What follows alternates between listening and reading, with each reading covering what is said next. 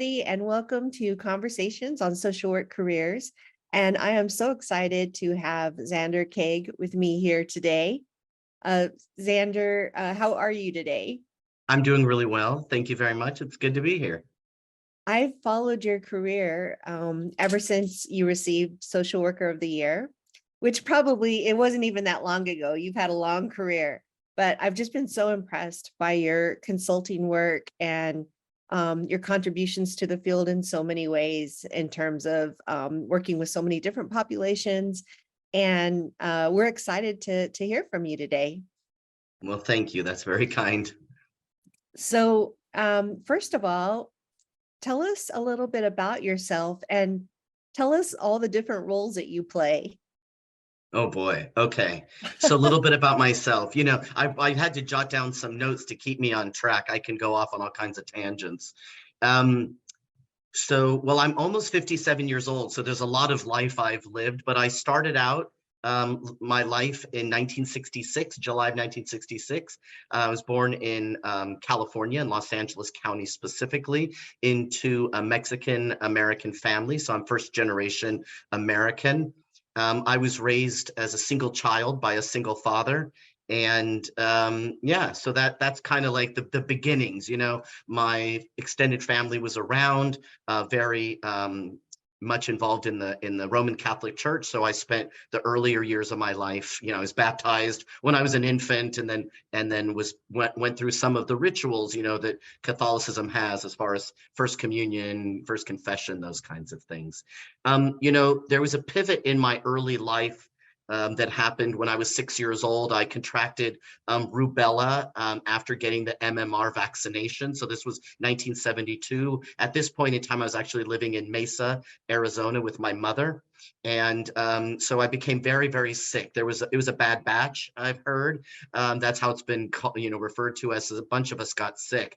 And so contracting the rubella, that virus went into my brain and caused inflammation, which is called encephalitis. And so that really did take me into a completely different direction. It's been described to me that I was a very quiet, calm, peaceful child. But once I went through the whole rehabilitation process, it took about 2 years because I was paralyzed and blind on the left side of my body. So I had to learn how to do things all over again, speak and walk. And so once I was rehabilitated, and probably through that process, I was a very aggressive child. And my mother was concerned that I was going to be hurtful towards my younger sister. And then I ended up getting sent back to live with my dad. Right. So, so that was a pretty tumultuous time. Part of the encephalitis also resulted in some learning challenges, learning disabilities, I think we used to refer to them. And I ended up in special education. So I was tracked into special education as a child. I ended up also then I was institutionalized because of my behavioral problems. So I spent like the second half of my 13th year of life up until almost 17 years old in either a psychiatric facility or a group home for delinquents, delinquent girls. I am a trans man. I should say that now. It won't make any sense otherwise. But back then, I was a girl, and so I was routed into this. So like the first, I'd say 17 years of my life, there was a lot of trauma, right? Medical trauma, institutionalization, a lot of lack of, attentiveness from my caregivers in some ways. And so, but, then I pivoted into a different direction, and I dropped out of school when I was 17. When I was 20, I took the GED and the ASVAB, which is a test to get into the military. And I did so well on the ASVAB test, I was able to enlist into the Coast Guard, which is a much smaller armed forces branch. And so I spent, a few years in the Coast Guard. I'll stop there, except to add that I now live in Orlando, Florida, with my wife, Margaret. She's a licensed marriage and family therapist. And we celebrated our 20th anniversary last year. So we've been, congratulations. Yeah, thank you. So we went on an Alaskan cruise. It was the first time of doing something big like that, Yeah. I want to ask you, because I know you do coaching as well, and you've worked with thousands of people and social workers. from the time when you decided to drop out of school and take the test, I forgot the acronym already. ASVAB, it's Armed Services Vocational Aptitude Battery Oh, Test. that's a hard one to even pronounce. That's not a Yes. fair acronym. Yeah. But when you decided to do that, what caused that pivot? Well, let's just jump right in and be fully transparent. At the time, I was in a lesbian relationship, right, in a relationship with another woman, a few years older than me, and she was very abusive. I didn't grow up with like in an abusive environment in this kind of way. She had a drinking problem, perhaps she was an alcoholic. I didn't grow up around addiction, drug or Yeah, alcohol, yeah, so I didn't know the sort of the warning signs for that. And again, she was older, so I think I'm still this way. I'm very trusting. I've never been jaded about it. I'm still a very trusting person. And so, I wasn't ready, in a lot of ways for what was to come, being in a relationship with somebody who had a drinking problem and also had a lot of trouble telling the truth, so just yeah. yeah. And then was also becoming physically abusive, and going into the military was my escape I away see. from her. Yeah. Yeah. What happened at the time was I wrote a pro con list with 3 different options. And I've told this story before, but I don't really tell it very often, but it might be, helpful for people to hear this. I wrote a pro con list, and at the top of each pro con list category was commit a crime, go to federal penitentiary. Because I knew a federal penitentiary would be better than a state prison, right? Oh, wow. Somehow I knew that. I don't know. More privileges, so to speak, right? Yeah, yeah. I don't know if that's true, but that's how I was thinking when I was 20. The next was suicide, right? Take my own life. And the third option was enlist in the military. And so Wow. thankfully, enlist in the military won Yeah. that You pro know, con list. I have what I think is that there's no problem that can't be solved without a list, as long as you pay attention to the list. Yeah. Um, Yeah. My so, father had raised me he was very pro on the pro con list. He yeah. used that all the time with me. So, Oh, well, yes. in our previous conversation when we were preparing for this interview, we talked about how the different, we talked about a little bit about branding and how you get to where you are, and how different experiences in your life can kind of help you to create the person that you want to be, the career that you want to go to, and the brand that you want to carry, and then eventually Mhm. the legacy that you want to leave. So let's jump right into your career now. Yes. So, well, prior to the military, I was working some odds and ends jobs. So, nothing too exciting, but, I was between the ages of 17 and 20, I was working. I left home when I was 17. So I was having to, pay my own way, as a roommate, Yeah. I was having to pay rent, buy my own food, things like that. So I was working full time. And then I went into the military. After the military, I did a short period of time. I was in law enforcement. I was an undercover narcotics agent for a private investigation firm that contracted, I should say, with the local sheriff's department that had a drug and alcohol task force, or maybe it's just drug task force. So we contracted with them, and so I was doing undercover work with them. And then I had an experience that sort of pivoted me out of law enforcement. It was like hypocrisy and discrimination and prejudice, as you might imagine, at the time, a 20-something-year-old, very masculine appearing, young woman Yeah. in that law enforcement world. So I pivoted into basically a category I'll just call it natural foods. I worked in a natural foods grocery store. I ended up becoming a cook at a couple of vegetarian restaurants. And so I became a massage therapist for a little while. I got a 500-hour certificate. So I was doing that for probably about 8 years. And then I was noticing that as I was getting older and I was rising up in sort of the status in my profession, I was needing to dress in a particular way professionally. And at the time, it would have been professional women's clothing. And I was so I was just not having that. I was not comfortable wearing those clothes. And I thought, well, what can I do? I want to be able to excel, and I want to be able to earn more money, and I want to be able to do things in life. So I thought, well, maybe I should go to college. And so when I was 30 years old, I thought, well, I'm going to apply to a college. I literally only applied to one college. But I looked in the big book. This is before the internet, of course. So this is like 90, well, let's see, It's probably 1988, 1990. I would say like 1991 or two. No, I started school actually. Yeah, I guess, yeah, so it was right around then. You're right. It's You and hard I to, are the same age, so that's I right. got you on the dates. There Yeah. you go. Thank you so much. You helped me with that. So I was looking, remember, in those big, thick books that had all the colleges in them. It wasn't the Yeah. internet, right? Yes. And so I went through and I found a school that I wanted to go to. There's something called Veterans Upward Bound. So as a veteran, I had access to this program called Veterans Upward Bound. And so that ultimately that's how I got tracked into a very particular college, but that's not where I started. I started at the University of Denver. I found that college in that book. And I applied and I got accepted. And so I went, but I was not prepared. As a high school dropout who was in the military and did law enforcement and natural foods, I was not prepared for one, jumping into a very traditional college environment where I was older than a lot of the teachers that were teaching me, right? Those graduate Yeah. students, Yeah. doctoral students. And they run the quarter system. So it was a very rapidly paced academic calendar. I wasn't doing well right from the get-go. I wasn't doing well. And I knew that.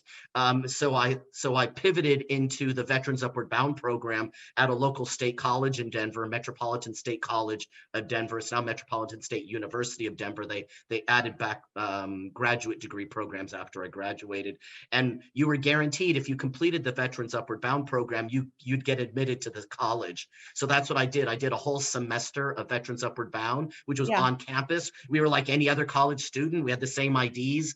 And then I pivoted in January of 1996 into a bachelor's degree program at Metropolitan State College of Denver. So I went into college, and when I was in college, I worked in the student services office, in the GLBT student services office in particular. I was also elected to student government, so I was having a good time in college. I Yeah. really was. I utilized student support services, specifically disabled student services, my first year in college, and it really helped me get really solid footing, so that I didn't need it the next 2 years. I graduated in 3 years, not 4. I went to summer school each year and just graduated. In my second year of college, my major was interpersonal communication, and one of my speech professors, who was also my advisor, suggested that I go to graduate school.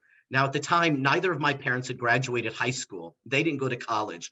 So I was like, what's graduate school? I didn't even know what it was. But I looked into it, and I decided, yeah, I could do that. And I really love being a college student. I like working in student affairs. So I applied to one graduate school that had a student affairs focus in a conflict analysis and resolution degree program, a master's of science. I got accepted and I went. So I went from Colorado to Florida, Wow. Fort Lauderdale and Nova Southeastern University, and I did a 2-year master's of science.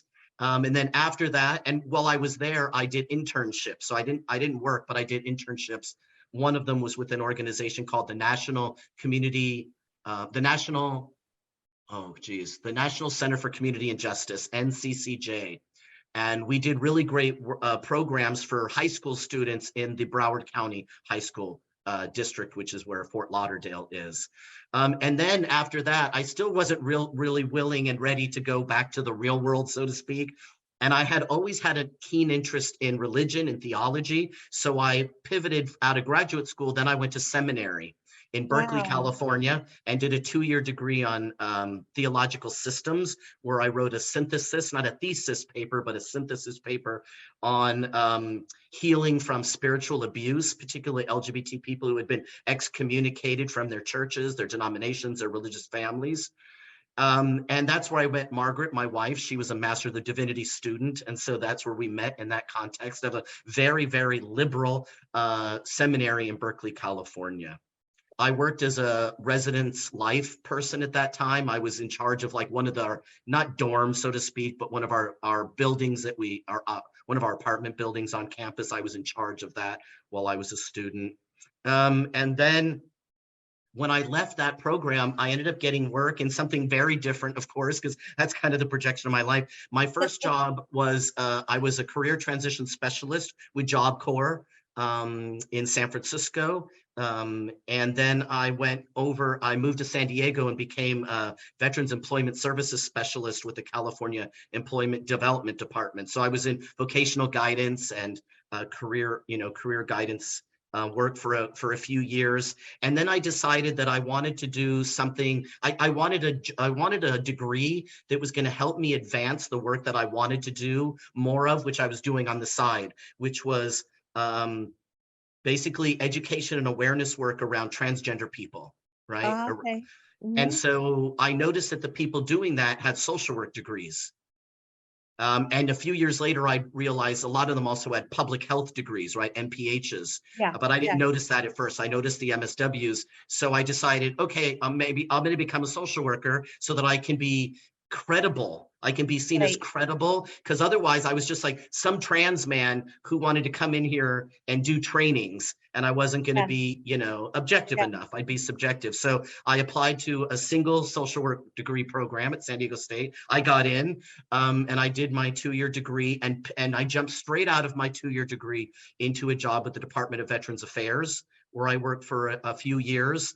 And then I decided, I'd really like to still be a federal worker doing social work, but I'd like to pivot to work. I was working for the Healthcare for Homeless Veterans program, and I wanted to pivot into working with people who were younger, who were employed, who were housed, who were healthy, had all kinds of resources around them. So I took a transfer to work with the Navy. And so I ended up becoming a clinical social worker, mental health social worker Wow. at the Naval Medical Center in San Diego. And I ended up working for 3.5 years with the transgender care team on Navy Medicine West. And so I worked with upwards of about 300 active duty sailors and Marines and coasties who were going through a command approved gender transition while on active duty. This was between Wow, 2016 and that's so 2019. interesting. So that was during the Trump administration. That's what I was doing. So it was a wonderful Wow. job. Yeah. Yeah. Wow. Yeah. That's So that's kind of fascinating. it. I mean, that doesn't tell you what I'm doing now. I can tell you that really briefly. Oh, no, no, no. Yes, that's what we want to jump into Yeah. too. Because Yeah. we talked a little bit about, the pandemic and how it changed your Yes. whole trajectory. That's right. We didn't talk about any of this. No. Yeah. I hope it's helpful for Fascinating. people. Yeah. Yeah, yeah. So for, you know, I always had sort of a side hustle or side gig, as I used to call it. I was Right. doing trainings, I was doing speaking, I was a gender therapist, I was coaching, I was faculty at some continuing education certification programs, but I didn't really get paid for most of that work, right? It was something like a labor of love that I was doing, well, except for the gender therapy. And so when COVID hit, it was an interesting um, coming together of several things. One, I had just moved to Florida because my wife's family is here and she wanted to be closer to her family. So I came out, we brought my dad, and he came to live with us. And within a week, I noticed something was not right with my dad. I took him in for some testing. He has dementia. So he was living with us for 1.5 years, and then COVID hit. And so I got sent home to work. My wife got sent home to work. My dad's adult daycare program shut down. And so there we were in the house together, and it was not a good working environment.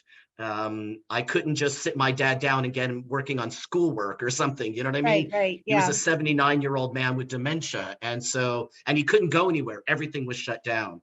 And so I decided at that time that I needed to make a pivot. Again, my life's been a bunch of pivots. And so it took a few months for me to get there, but by the time July of 2020 hit, I had left my job and decided I was going to go out on my own and do full-time coaching, consulting, teaching. And I didn't yet have a contract to work on, but I trusted. I've always just trusted. I trust the system. I trust the universe. I trust people. It doesn't always pay out the dividends of trust that that I would expect, but I still do it. To this day, I still do it. I don't want to become cynical. It sounds like Um, that's one of your core values. yeah, Yeah, true. yeah, Definitely. Thanks for pointing that out. And so that's what I did. I decided to go out on my own, and I'm a networker. It's just something I do. It's just part of me, sort of like the trust thing. I'm also a networker, or more of a connector. I connect, mhm, yeah, people with people, and ideas with people, and people with and ideas with ideas. That's what I do. And so in July of 2020, that's my birth month, right? So I started getting happy birthday messages on LinkedIn, and one of them came from a person that I didn't really recognize, but I was connected to. So I went to her profile and noticed, oh, she's a veteran. Oh, she lives in Florida. She owns a consulting firm. So went to the consulting firm website, and I looked at it and I thought, oh, so perfect, right up my alley. So I diversity stuff, conflict management, right? So that's right up my yeah, alley. And yeah. so I messaged her back and said, thank you so much for wishing me a happy birthday. I see that you own a consulting firm. I've recently gone out on my own. I'd love to talk to you more about maybe becoming a consultant with you. And 20 minutes later, we were on a phone call with each other.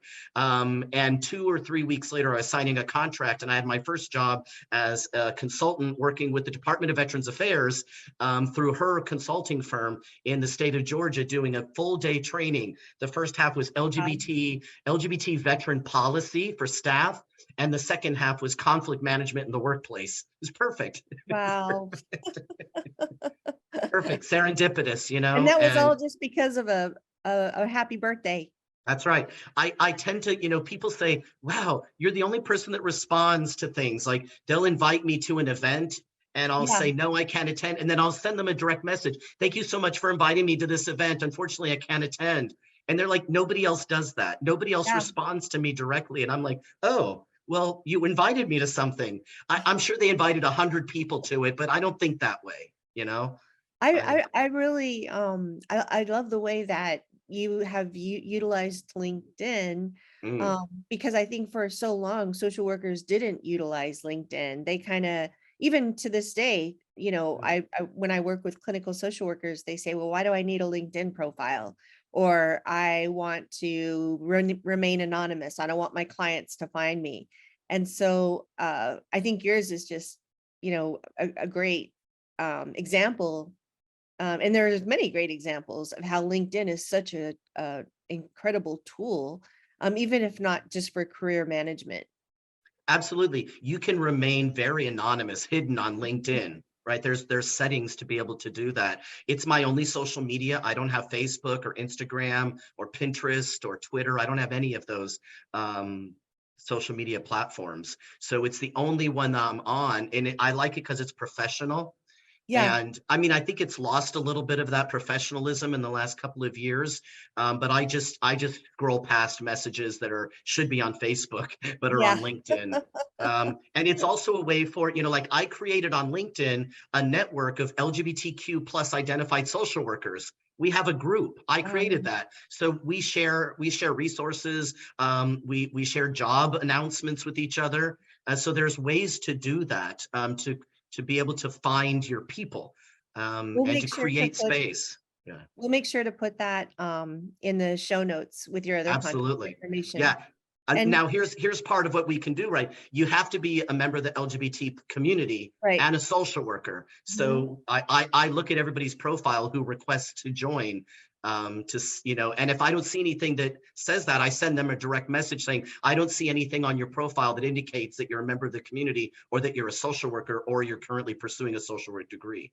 So, That's such a great example of a well-monitored group oh yeah. too, because there's a lot of groups you join that, you know, you or I have, that I think, well, do they just let anybody in this group? Mm, Or, or sometimes there's nobody in the group. true, true. Um, Yeah. so tell us about your coaching business now and how it's grown, or Yeah, your consulting business, I'm sorry.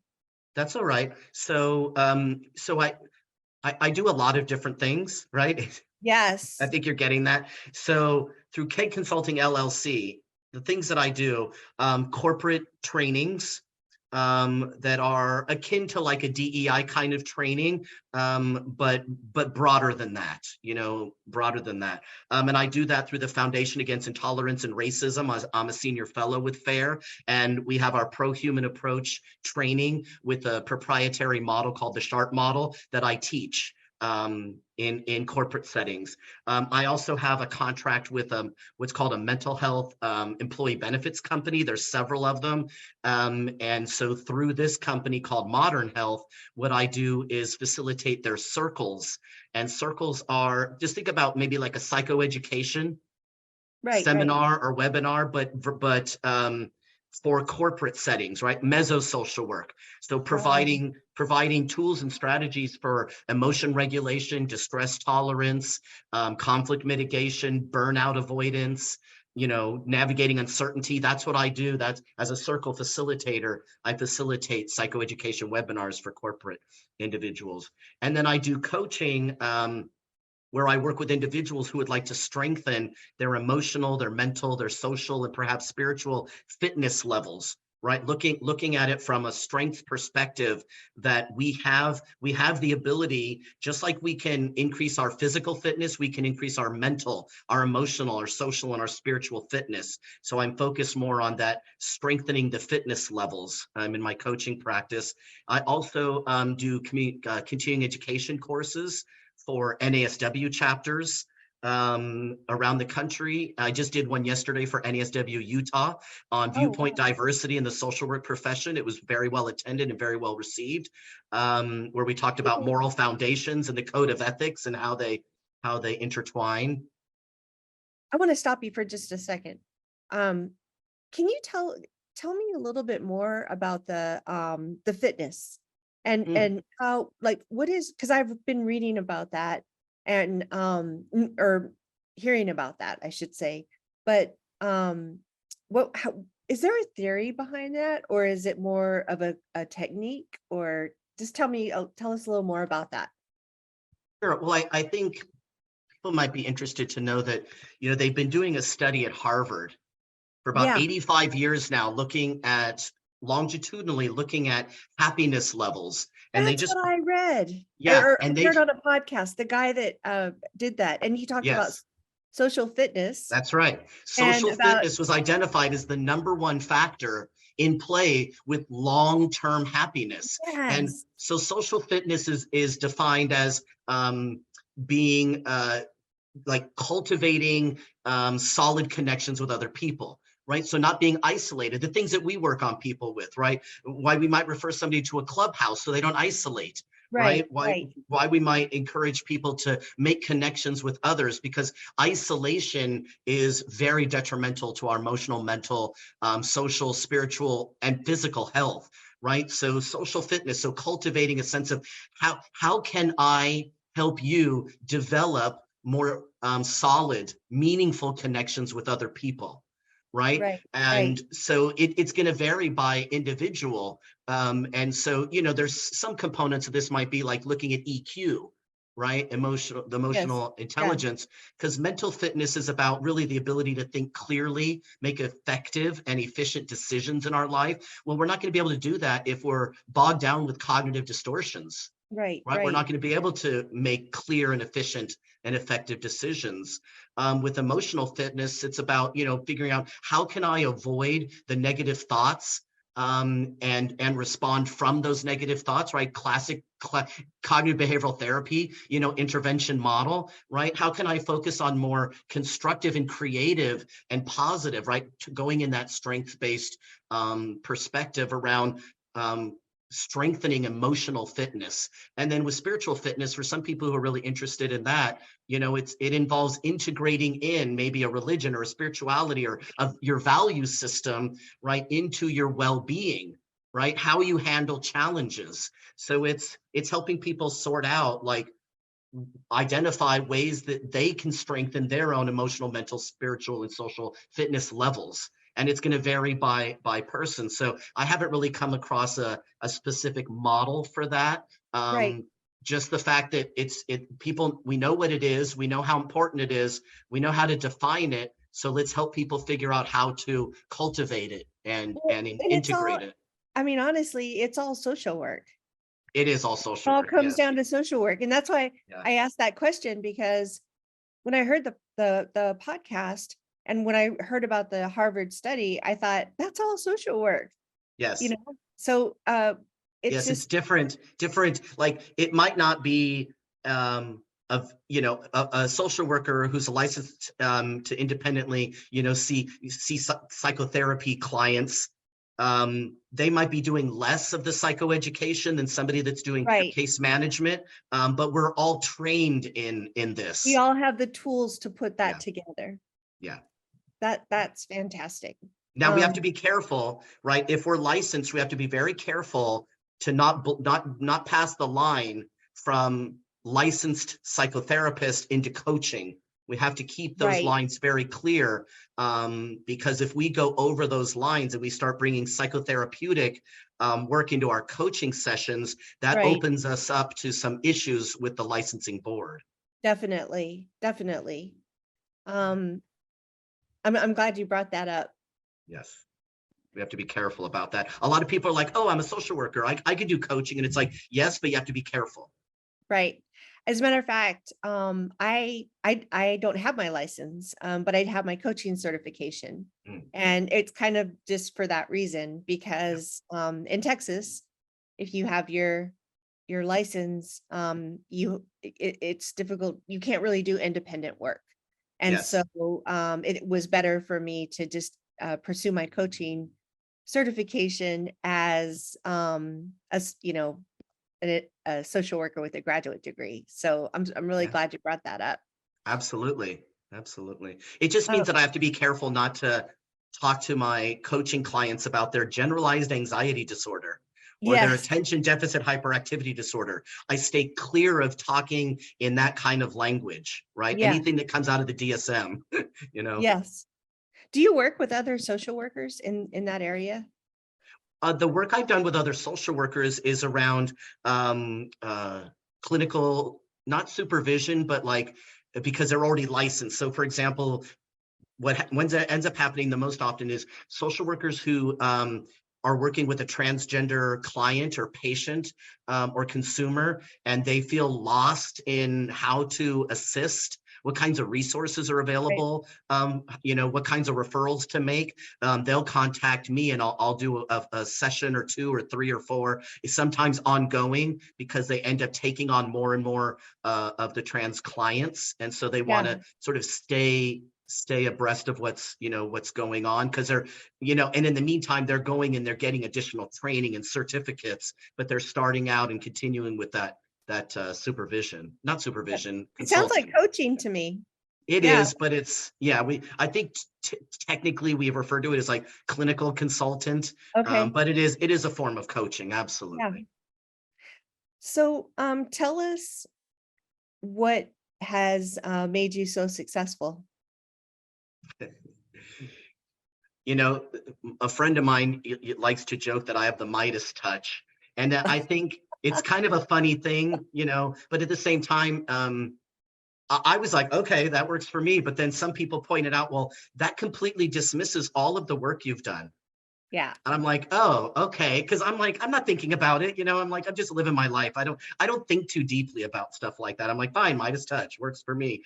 Um, but so I was like, well, what do you mean I've worked so hard? And that, I had to have people tell me, because I've just lived my life. I wasn't accumulating things. But it Right. turns out I have this thing called credibility and a reputation. And I've had that years before I was social worker of the year for the state of California, or social worker of the year for the national NASW, right? So California was 2018 and the national was 2020, right? So I already kind of had it, but it started to build up in the social work profession because I started speaking at social work conferences. I was nominated and then appointed to be on the NASW's national LGBT issues committee. I was on that committee for 8 years. I chaired it for 2 of those years. And so then I got the Social Workers of the Year awards. And so that really did elevate me into a different stratosphere. Of course, becoming the Social Worker of the Year in 2020 was eclipsed by COVID. and also, the sort of the unrest that was going Right, on, right, right, with right. Ferguson, and so all of that stuff was more prominent in our Yeah, news on the My NASW portal, and so that's so not a lot of people heard about this, I but heard that about it. yeah, thank you. So that sort of propelled me because I had already been doing a lot of work for a couple of almost 30 years in the LGBT community space, but then the awards got me propelled into the social work spotlight. I was also selected to be on the NASW's 1000 experts campaign. So I would, if NASW was contacted by an outside agency or business or school on a particular topic, I Right. was under the trans and the veterans experts listing. So I was they would contact me for talking to reporters, to schools, all kinds of different Yeah. people. So that's kind of, I think it's also that I have good networking skills. Yeah, definitely. And quite honestly, I have a lot of moxie or tenacity. I'm Yeah, a bit, when I was a young person, I was what you might call oppositionally oriented, quite countercultural. But that tenacity, that has carried me through not only just life, but through quite a lot of hardships in my life, in order to maintain a sense of like, let's be strength based. Let's think about how we can, strengthen ourselves internally, how we can build resiliency, focusing on an internal locus of control, not an external locus of yeah, control. Yeah, and also, I have a loving family. In particular, I have a very loving wife, very solid. So it's helpful for me. I probably did have a some sort of a attachment issue going on in my younger years, and so being able to find people along the way that helped me to gain a sense of attachment, yeah. tethering to strong people who are willing to be there and help me out, and then just landing in such a wonderful relationship and marriage with my wife Margaret. I think that just took me into a whole different level. So it was like it was a lot of things, so a lot of timing issues I think are at play too. This has been a wonderful interview. I think I told you this the first time. I could just talk to you for hours. I want you to give our viewers and listeners just what would be one piece of advice to people who to social workers who are thinking about what their next move is, or new social workers about to graduate, just as some career development advice. Hmm. I wrote it down so I can be Okay. concise about this. So this is what I would say. Look into your own experience, professionally and personally. Determine what you're passionate about. Research the industry. Like, do you need a certificate to do what you want to do? Tap your network, again, professionally and personally, and perhaps start it as a side gig and build from there, right? When I mentor social work students, that's another thing I do. And one of the things I help them with is navigating through, like, you need to know, it's helpful, at least I should say, for you to know, what is your worldview? What are your core values? What moral foundations are underpinning the who you are in the world? And then build from there. From there, you'll know what your theoretical orientation or orientations might be, and what intervention models you want to use. So start with knowing who you are Right. before trying to fix other people, so to speak. Yeah. Thank you so much. And we will have show notes on slides for our viewers. And for those of y'all that are watching or listening, please drop some comments. And Xander and I will be paying close attention to the YouTube channel. Drop some comments and tell us what you think. And if you have any questions or anything like that, please drop them in the comments. Thank you so much for spending the time with us today, Xander. No, it's been my privilege. Thank you very much. And thank you also for the work that you're doing, Jennifer. I really appreciate it. Thank you. You're welcome.